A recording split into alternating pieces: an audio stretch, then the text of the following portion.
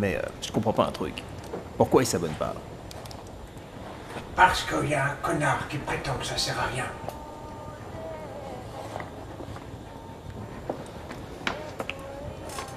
Ça alors? Je le crois pas. Apollo Creed.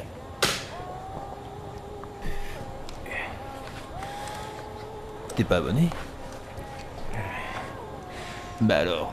Compte pas sur moi pour te laisser un pouce bleu, tu peux toujours courir. Ok, mec. T'as gagné, allez. Je te laisse un commentaire.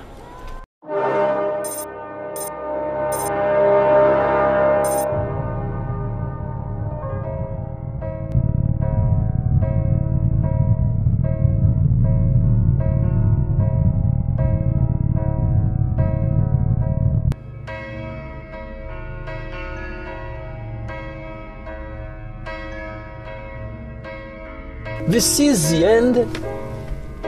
Take your breath and count to 10. Succès mondial sans précédent dans l'histoire de la franchise James Bond.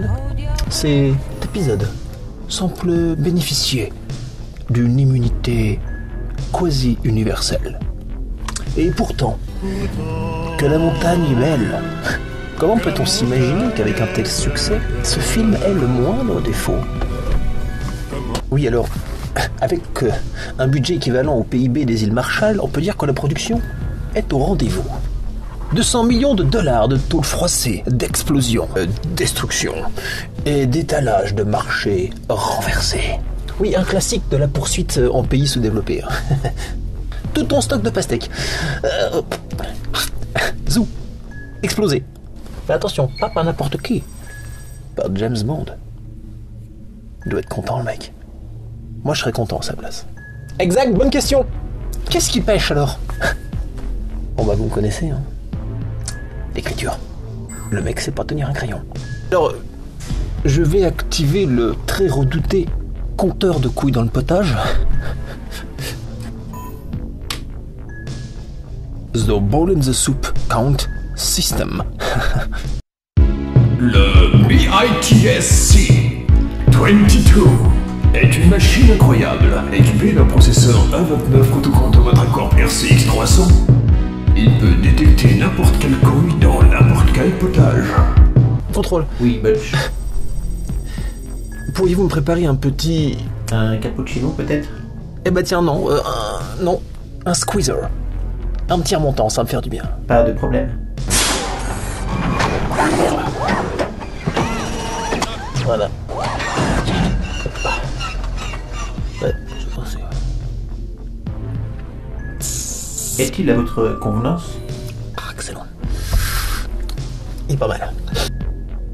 Alors, on va se le faire en mode lecture. Le truc dure 2h20. Voilà. Oui, alors je lisais le résumé sur Wikipédia. Et alors, je sais plus si je me suis ennuyé avant de m'endormir ou l'inverse. Mais franchement, t'arrives à la fin, tu te rappelles plus du début. Pompe. Alors, on est directement plongé dans une mission qui a visiblement mal tourné.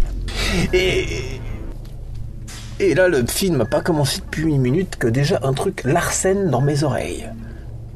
Des dialogues. Oui, avec son oreillette, là, quand il parle avec M et Miss Moneypenny. C'est du dialogue d'exposition inutile pour non-voyants. D'ailleurs, tous les dialogues du film sont en mode caméra café. Hein. Ils se vannent tout le long. Alors déjà, ça désamorce tout en jeu. Hein. Mais en plus, c'est même pas drôle. Ni fin. La répartie est pauvre. Zéro punchline. C'est les répliques de Plus belle la vie. Voilà, c'est ce que je me disais. Alors donc, t'as James Bond, bon, il poursuit un mec qui a piqué une clé USB. Bon, un disque dur, oui. Poursuite à vélo, à trottinette. Bref, ça se finit sur un train. James Bond se prend une balle, tombe dans le fleuve et il disparaît, laissé pour mort.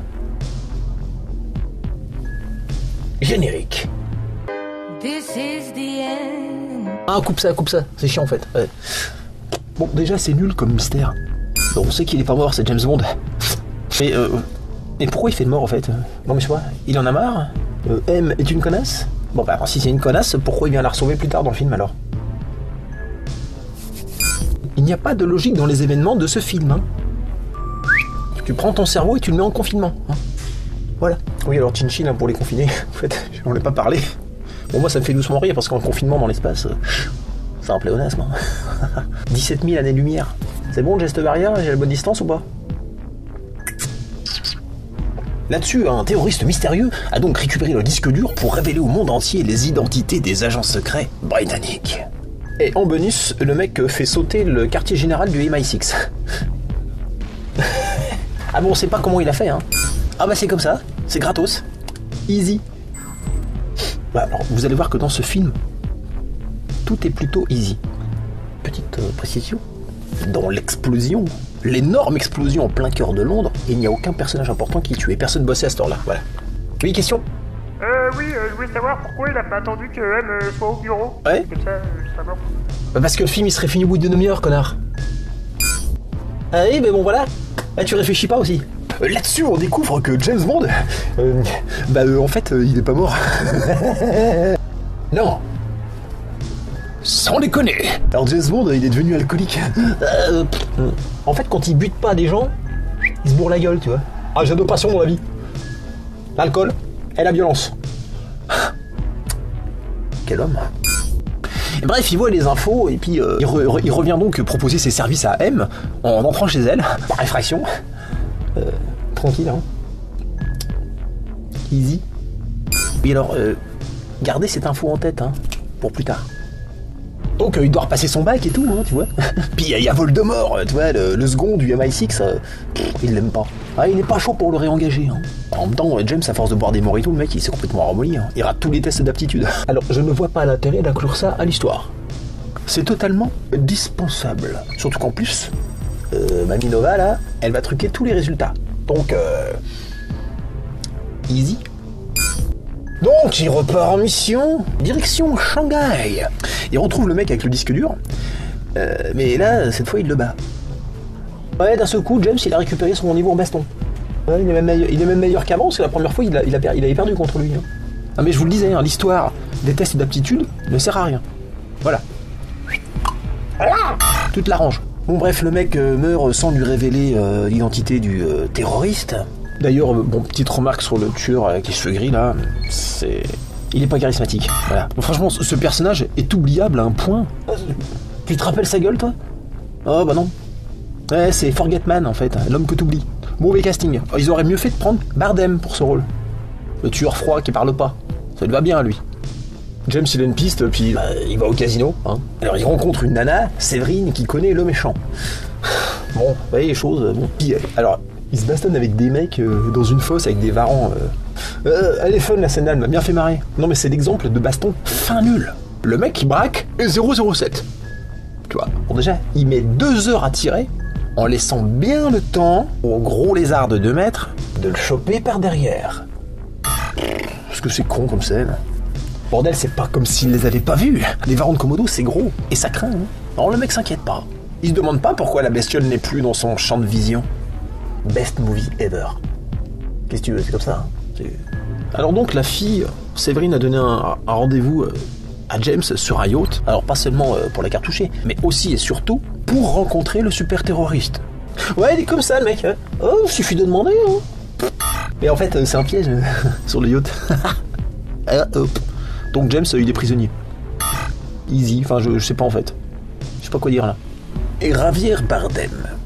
Dans le Casino Royale, le Real avait su mettre en avant le charisme de Mads Mikkelsen. Mais là, Bardem, à sa sortie quand je l'ai vu, et même 8 ans plus tard, non. Erreur numéro 838, j'ai envie de dire. Bardem en blond maniéré.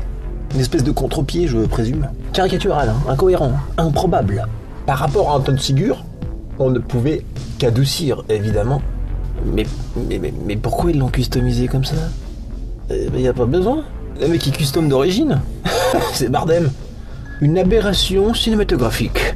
Ouais, alors le méchant, il s'appelle Silva, il est spécialisé dans le piratage informatique international. C'est un cybercriminel hyper balèze. Son PC ne tient pas sur un terrain de foot. Notez ça dans un coin de votre tête. Hein. Voilà, vous allez voir, c'est assez cocasse. Bref, ils font un duel de tir avec la fille, ils mettent un verre, puis t'as Bardem, il bute la fille. J'admets, je ne m'y attendais pas. C'est peut-être le climax du film. Hein. Voilà, faut être honnête, hein, parce qu'après, il se passe plus grand-chose. Hein. Alors en fait, c'est surtout pour montrer que le méchant est méchant. Hein. Ah oui. Je suis le méchant et je veux tuer la gentille. C'est grossier. Et en fait, 007, il avait un mouchard dans la poche, de la taille d'un iPod. Hein. Ah bah c'est discret, hein, personne l'a fouillé en même temps. Easy. Alors quand tu vois la technologie GPS de nos jours, tu te demandes pourquoi ils puissent pas directement leurs agents, quoi. Ça serait plus simple. Vous allez me dire, Silva prévoit de se faire capturer, donc c'est pour ça qu'il a dit à ses hommes de ne pas le fouiller. Mais ça pose quand même une autre question. C'est que les hommes ne comprennent jamais qu'ils vont être sacrifiés par leur patron. Ça c'est bizarre quand même. Ouais, ils sont contents. On va mourir, bien sûr. Le MI6 débarque avec des hélicos de nulle part. Et bref, James Bond, qui a d'un seul coup récupéré son livre en baston, tue tous les gardes. Comme ça. Easy. Le mec a raté les tests d'aptitude, hein. Je rappelle. Non mais voilà. Et maintenant, c'est toi le prisonnier. On joue à la balle au camp, en fait. De retour à Londres, Silva est emprisonné et on apprend que c'est un ancien agent du MI6. Ouais, il veut se venger parce que M, elle est pas cool, puis un appareil dentaire, et puis... Oh putain. Oh my god. C'est horrible. Non, pas la blessure. La CGI, abruti. Bon, sa blessure, c'est un artifice scénaristique pour nous faire comprendre, parce qu'on est trop con, qu'il a souffert. C'est grossier, hein. Voilà. C'est pas du cinéma. D'autant qu'on le sait qu'on peut être sacrifié pour des raisons d'état quand on fait ce métier. Le personnage n'est pas logique, en fait. Alors, en fait, on va comprendre qu'effectivement, donc, Silva est capturé, mais ça faisait partie de son plan. Ouais. Je sais pas pourquoi il s'est pas rendu directement. Bah, c'est vrai, je dis ça. Histoire de l'île et tout le bordel, c'est complètement con. Alors donc, t'as Q, le spécialiste en PC, tu vois. Il branche le PC de Silva sur le système du MI6. C'est moi ou il est con? Silva, c'est un cybercriminel spécialisé dans le piratage. Quel est le mot que vous ne comprenez pas? Donc, t'as deviné ce qui allait se passer, hein, le PC de Silva pirate le PC du MI6, il y a tout qui bug, et là, comme par hasard, la porte de la prison s'ouvre aussi. Easy. Ah non, le prisonnier s'est évadé. Ouais, en fait, c'est vraiment une balle au prisonnier, le film. Alors donc, il se déguise en flic, avec des complices, il fout le bordel en plein Londres, avec James Bond qui le poursuit. Hein. Alors, il y a un moment qui est super comique. Non, c'est pas comique. Hein. Non, je me fous de la gueule du film, en fait, là. C'est quand il lui balance une rame de métro dans la gueule. Mais non, mais tu m'expliques comment il a pu savoir que c'est là que James Bond le rattraperait et qu'elle serait à cet endroit pour donc prévoir de dynamiter le plafond à l'avance, pile à l'heure du métro de 22h43. On dépasse les limites de ma suspension d'incrédulité depuis déjà 2 heures. Et je n'ai toujours pas étranglé de bébé chat. Je progresse. Oui, alors au passage, il y a dû avoir un paquet de morts dans le métro. Mais on les voit pas. C'est le syndrome de la ville en carton, tu vois. Il y a des immeubles entiers qui sont détruits, mais il y a 0 cadavre. C'est propre, tu vois. La mort n'existe pas. Ça sera un bon titre pour James Bond, ça. La mort n'existe pas. Qu'est-ce que t'en penses? Ça lui irait bien, surtout à lui, parce que lui, visiblement, il meurt jamais, le mec. Silva, déguisé en flic, entre dans le tribunal, zigouille tout le monde, mais rate sa tentative d'assassinat sur M. Et c'est à ce moment-là du film, je crois, que je comprends enfin ce que le méchant il veut. Killing the mummy. Mais attends, parce que là, je pense à un truc. Vous vous rappelez le moment où James Bond il rentre par effraction chez M? Ah, ça veut dire que c'était plutôt simple de la tuer en fait. Et où? Bien ça s'appelle une incohérence. Oui, et elle est de taille car elle annihile toute la trame scénaristique depuis le début. En effet, il était inutile de voler un disque dur, de dynamiter le MI6. Il suffisait de crocheter une serrure. Easy. Ah si, ça c'est easy quand même. Comment? J'ai trop d'imagination, oui, bien sûr. Oui, c'est ça. Alors donc, James Bond, il s'enfuit avec M. C'est là qu'on découvre en fait que la meuf, c'est Tati Daniel en fait. Hein. Non mais putain, ce qu'elle est chiante! Elle tire la gueule H24. Elle semble n'aimer rien ni personne. Elle attend que les choses se passent, là, comme ça, tu sais. Voilà, qu'on l'emmène faire sa promenade, tu vois. Et ça l'emmerde. C'est le personnage le plus énervant du film. Mais j'espère qu'elle meurt à la fin, parce qu'au moins le film se terminera sur une note positive. Voilà. Et donc, James l'emmène en Écosse, dans sa résidence natale, le domaine de Skyfall. Ça y est, on a compris le titre. C'est juste le nom de domaine de sa maison natale en Écosse. C'est tout, hein. Non, c'est tout. Ah, il y a zéro révélation sur James. Voilà, non, juste, enfin si, en fait, il est orphelin, hein. Ses parents, ils avaient une grande maison avec une grande propriété, mais ils sont morts. Petite voir, il serait pas fan de chauve-souris, votre orphelin, des fois? Non? Oh, pour rien. Alors le plan, c'est quoi? Prendre en embuscade les méchants avec 2 vieux et un fusil. Pour un mec qui a raté les tests, il est plutôt sûr de lui, je trouve. Hein. Silva débarque, envoie un missile sur la baraque. Tout le monde meurt. Fin. Non. Il va d'abord envoyer une douzaine de mercenaires à pied. Alors les mecs, ils n'ont aucune connaissance en combat tactique, hein, c'est des rigolos. Et ils se font éclater tous un par un par les expandables de la maison de retraite. Easy. Et donc du coup, James, maintenant il a des fusils d'assaut. C'est cool, hein. Merci les méchants. Notez le nombre d'hommes que Silva envoie à la mort bêtement. Non mais c'est juste pour le spectacle en fait, parce qu'entre ceux de Lille, ceux de Londres, et puis ceux-là, les gars ne se demandent jamais ce qui est arrivé aux autres. Hein. Car en fait Silva avait prévu l'échec au sol, et il débarque en hélicoptère. Yes. Il tire un missile, explose la baraque, tout le monde meurt. Fin. Non, bah non. Bah non. Non, il sulfate la baraque à la 12-7, balance des grenades partout, mais il tue personne. Bah d'un seul coup, le mec a perdu le mojo. Hein. Mais par contre, James est trop balèze. Il arrive à détruire l'hélicoptère et presque tous ses hommes. Easy. Alors c'est bizarre parce que Silva, quand même, le mec, il te met Londres en PLS, mais face au génie de 007. Et papy mamie, il a plus que 2 mecs. 2 mecs qui ont la foi d'ailleurs, hein, parce que tous les autres y sont passés. Mais ils restent quand même se battre. Au passage, la nuit est tombée. Enfin, l'image est très sombre, on voit plus rien. Vous allez voir qu'à partir de maintenant, ça va être assez pénible de suivre le film en fait. Bref, les 2 vieux se sont barrés par le passage souterrain. Mais Silva, il a calé l'astuce. En chemin, James se fait l'avant-dernier mercenaire et on arrive à la scène du lac gelé. T'as Silva qui tient en joue James Bond sur un lac gelé. Il est baisé, hein, on est d'accord. Tire, putain. Bah non, il cause. Ouais, un méchant, ça parle pas, ça tire. Surtout quand c'est pour raconter des trucs à quelqu'un que tu vas tuer dans 1 minute. Quel est l'intérêt de lui donner des infos? Il va mourir. Oui, j'appelle ce syndrome le syndrome du pourquoi tu lui racontes des trucs puisqu'il va mourir, il s'en souviendra pas. Alors t'as le dernier mercenaire qui arrive là, en mode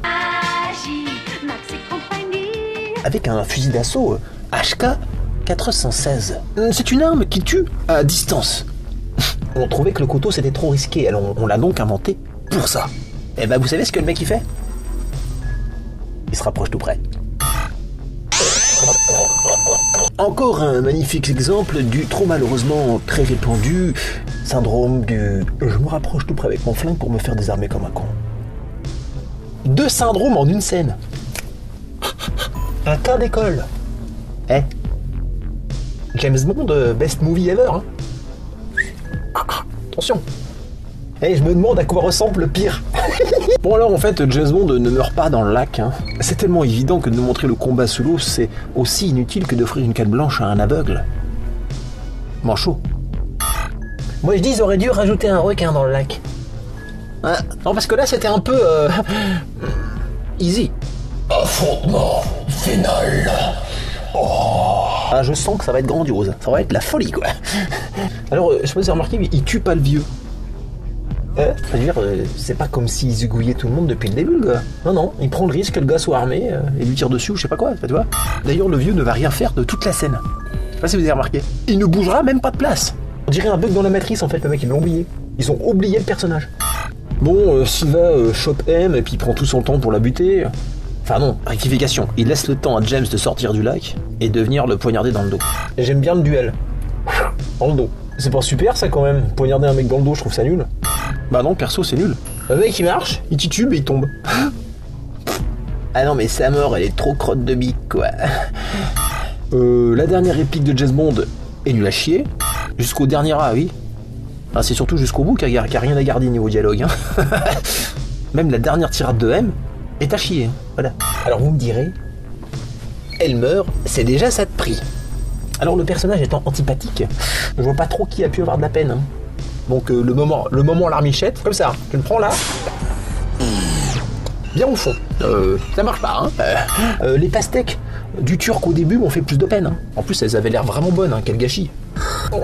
Voilà, James rentre au bureau, dit bonjour à Miss Moneypenny et à Voldemort, qui n'est pas méchant en fait.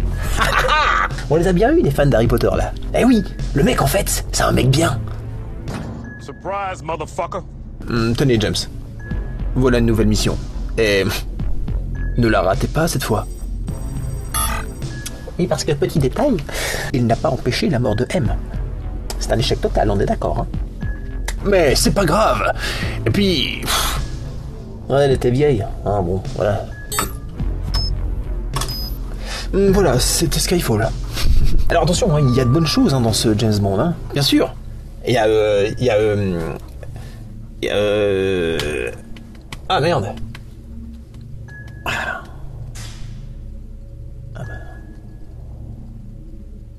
Ah bah j'ai oublié. Contrôle. À combien en est-on au niveau couilles dans le potage? 50. J'ai bien peur qu'il y ait plus de couilles que de potage. Et B. Ils ont battu Covenant, ouais. Alors ça c'est de la perf quand même. Et non, vous allez me dire que je suis dur, mais quand même avec 200 millions de dollars, on peut tout de même s'appliquer à un minimum.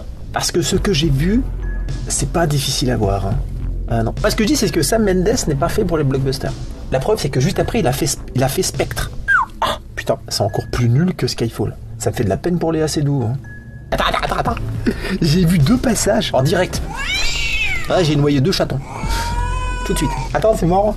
Par la scène, t'as 007, il est attaché. Alors personne n'a vérifié que ça montre que c'est un gadget ou quoi, tu vois, c'est... Et puis il laisse la nana s'approcher tout près de lui. Oh bah oui, bah alors c'est comme ça alors, Et puis vas-y que les méchants ils calent rien leur petit jeu. Ah. Et puis boum, ça fait tout exploser. Et puis le système c'est vachement bien fait, quand ça pète, ça ouvre les menottes. Donc James Bond, il s'enfuit, il chope un garde qui était par là, il lui pique son flingue, hein, évidemment, hein, normal, facile, hein, easy. Hein. Et alors là, t'as 007 qui dégomme tous les mecs de la base, mais en mode... cible en carton. Et puis tout explose. Parce qu'il a tiré dans une conduite de gaz ou je sais pas quoi. Non mais tout explose. Jusqu'à la niche du chien quoi. Là ils ont fabriqué le bâtiment en C4. Ah c'est pour l'hiver, ça isole bien. Par contre ça pète. C'est l'inconvénient, hein. Faut le savoir. Et à la fin, t'as le méchant. Alors, j'ai pas vérifié hein, le méchant, mais je sais pas que le mec est fort, quoi. Il arrive à faire sauter le bâtiment du MI6 en entier, quoi. C'est Independence Day, quoi, là. Mais par contre, le mec, pour se carapater, il est fin nul, hein. Ah bah non, il laisse bien le temps à James Bond d'ajuster son tir. Ouais. Et pan, l'hélico. Putain, mais reste pas dans l'axe. Allez, dégage. C'était quoi, ça? Le terrible Spectre? Puis alors, le cast, Christophe Valls. Oh, dites donc, quel choix surprenant. C'est pas comme si le mec qui faisait des rôles de méchant régulièrement tout de même. Bref, concernant Skyfall, je ne vois pas tellement ce qu'il y a à garder. Personnage débile, incohérent, scène d'action gratuite, dialogue de série B, facilité d'écriture. Faire plus d'1 milliard de dollars de recettes avec si peu de talent, c'est peut-être la seule réussite du film. Ah si, il y a ma scène préférée. Ah, c'est quand il attache le mec sur une chaise et qu'il lui explose des burnes avec une... Butch. Non. Ça, c'est dans Casino Royale.